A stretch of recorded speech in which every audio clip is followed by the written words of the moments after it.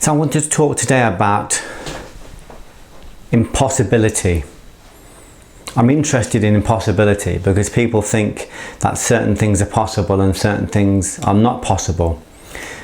But I think, from my experience, from my looking at my own life, I'm interested in impossible things. I'm interested in the things that are seemingly impossible, but they're actually possible.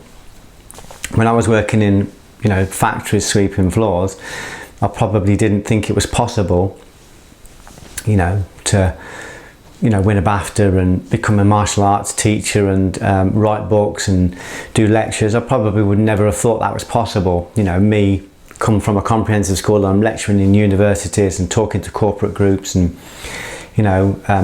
having dinner with actors and directors and actresses. I've completely changed my reality, and a lot of the things I felt were impossible are actually possible. And I'm interested in meeting people that have done impossible things, and I'm surrounded by people. Actually every day I'm contacting people that are doing impossible things that they believe were impossible but suddenly are possible. I was sat with a guy the other day called Ormrod. Mark wrote a book called Man Down, and it's about his experiences in Afghanistan. Mark had both of his legs and one of his arms blown off when he stood on a landmine, and he was in such a bad way that when they put him on the stretcher, his leg was hanging on by a thread. He literally picked his leg up and put it on his chest. Both of his legs were taken off, were amputated. Well, they were blown off, but this one was amputated. When he had his legs blown off and his arm blown off, he knew his life was over. So he asked his friend to kill him, and his friend did not oblige because he felt it was impossible to come back from this. When he was in rehab and he's in hospital for a long time, one of the doctors made the mistake of telling my friend Mark that he would never get artificial limbs. He hadn't got enough of a stump to get limbs, so he would have to be in a wheelchair for the rest of his life. This destroyed Mark so much that he asked his wife to kill him. It wasn't a cry for help, he asked his wife to kill him, and she did not oblige. Then somebody came in to meet Mark, another veteran who'd had his limbs blown off and who'd got artificial limbs, and said to Mark, what you think is impossible is possible. And the reason it's possible, and the reason you should believe me, is because I'm here now. I've walked into this place, I've got artificial limbs, and I'm living not just living a good life, I'm living an amazing life. And not just despite what's happened, but because of what's happened. So I'm telling you, Mark, that it is possible. The moment this guy told Mark it was possible, not just told him it, but proved it to him by walking in there, Mark knew it was possible. Mark went off. He fought to get artificial limbs for his 2 legs and his arm, and a couple of years ago he walked around America. He walked the whole coast around America. Mark is doing impossible things. I'm sat with him the other day in Coventry outside a coffee shop, and he's just this ordinary, he's a Marine, and he's just this ordinary guy who feels ordinary. He feels as though he's not done anything extraordinary, but I said to him, you are extraordinary, and you need to stand in front of people and you need to say to them, this is possible. I said to him, Mark, do you know how many people out there are disabled, even though they've got all 4 limbs? They're disabled. They are disabled by their conditioning. They're disabled by their fears. They're disabled by their cognition. They're disabled by their limiting beliefs. Do you know how many people that are out there that are disabled? You just can't see that they're disabled. What do you think is going to happen when you stand in front of these people and you say, don't tell me that it's not possible? I said, you know what I'd do, Mark, if I was you? I would take my false leg off and I'd tap it on the side and say, no, that's real. That's a false leg. And I would encourage people to hold the leg and touch it. This is real. I have no legs, but I've got a beautiful wife. I've got 3 children. I'm a public speaker. I'm a published author. My book is being made into a film. I've walked around America. Nothing is impossible. Nothing is impossible. I said to him, the reason you need to stand in front of people, the reason I need to stand in front of people, the people who've got a story, the reason we need to stand in front of people is so that they cannot deny what is possible. Maybe they'll read the book and they'll think, well, that's Mark Ormrod, that's Geoff Thompson, they can do that. Or maybe they'll watch the film and they'll find different interpretations. I'm afraid my friend Dave Stanswood pointed this out to me. They can find lots of different interpretations from a film.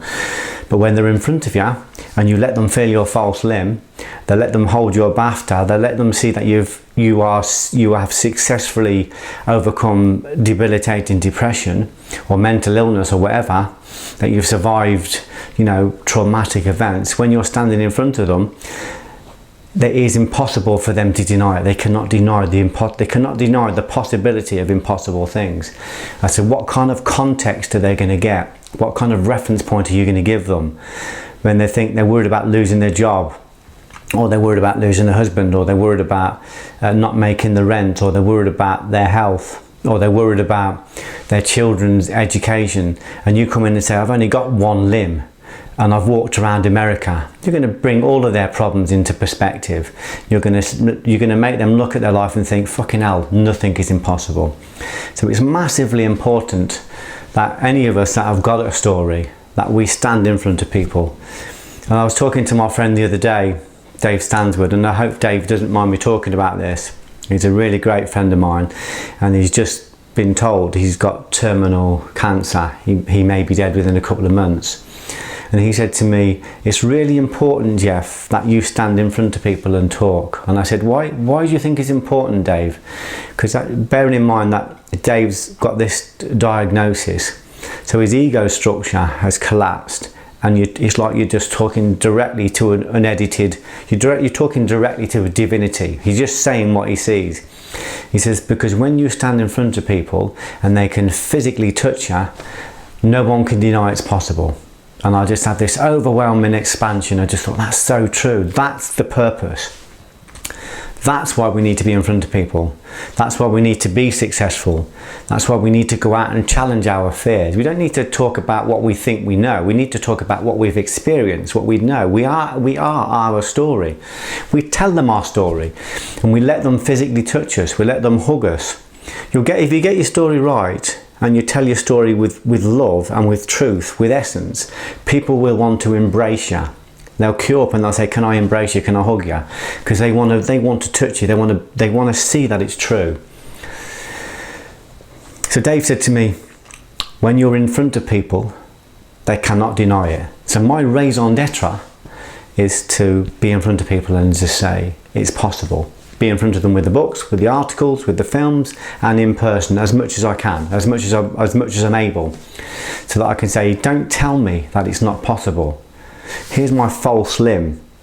I've walked around America. Do not tell me that it's not possible. Look at me, touch me. My name's Mark Wood.